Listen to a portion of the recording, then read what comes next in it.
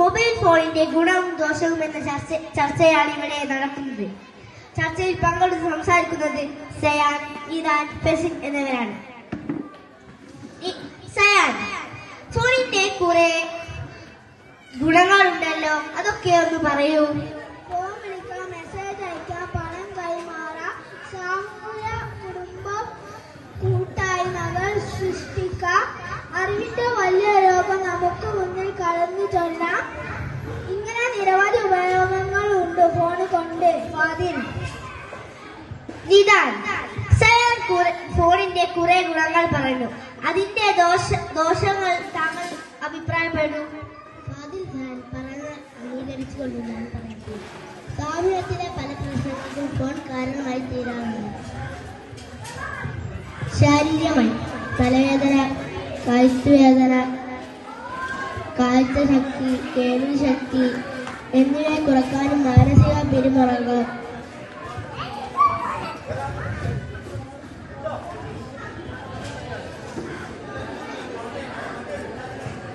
ഫസിൽ,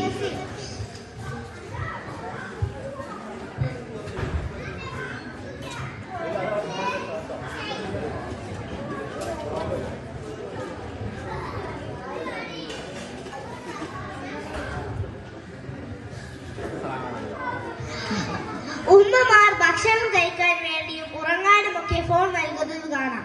അതിനെ പറ്റി എന്താണ് പറയാനുള്ളത്? അത് തീർച്ചയായും തെറ്റായ കാര്യമാണ് ഫാദിൽ.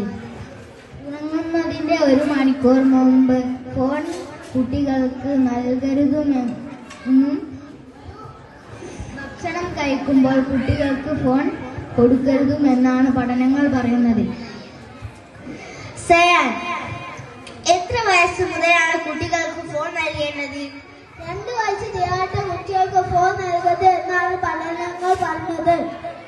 ഫസിൽ, നിരന്തരമായി ഷോർട്സുകൾ കാണുന്നത് അതെന്ത് ബാധിക്കുന്നു? കുട്ടികൾക്ക് അവരുടെ പ്രായത്തിനനുസരിച്ച് നിശ്ചിത സമയം രക്ഷിതാക്കളുടെ നിയന്ത്രണത്തിൽ നൽകാം. ഫാദിൽ, ഫസിൽ, നിരന്തരമായി ഷോർട്സുകൾ കാണുന്ന കുട്ടികൾക്ക് എന്താണ് സംഭവിക്കുക? നിരന്തരമായി ഷോർട്സ് കാണുന്ന കുട്ടികൾക്ക് കൂടുതൽ സമയം ഒരു ശ്രദ്ധയിലും ശ്രദ്ധിക്കാൻ കഴിയില്ല എന്നാണ് പഠനങ്ങൾ പറയുന്നത്. മൊത്തത്തിൽ പറയാനുള്ളത്, രക്ഷിതാക്കളുടെ ശക്തമായ നിയന്ത്രണത്തിലാണ് കുട്ടികളുടെ ഫോൺ ഉപയോഗം ഉണ്ടാവേണ്ടത്. സാമ്പത്തിക നഷ്ടവും കാഴ്ച നഷ്ടവും കേൾവി ശക്തിയുമൊക്കെ കുറയുമെന്ന് പഠനങ്ങൾ പറയുന്നു.